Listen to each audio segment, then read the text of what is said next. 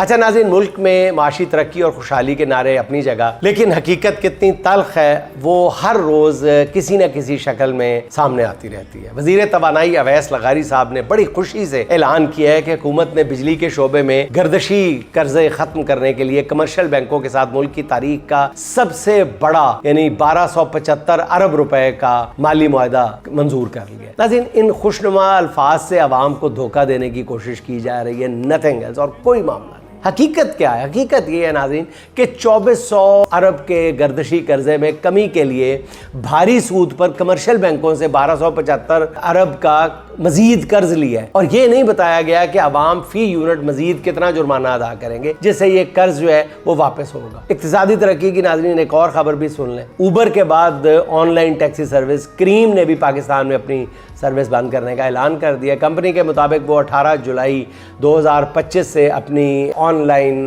जो है सर्विसेज जो है वो बंद कर देंगे। पिज़्ज़ा हट भी पाकिस्तान से वापस जा चुका है। ऑनलाइन कारोबार करने वालों पर 18% टैक्स आयद कर दिया गया है। यानी नया माली साल हर हवाले से ऑनलाइन कारोबार करने वालों के लिए सिर्फ और सिर्फ मुश्किलात लेके आएगा।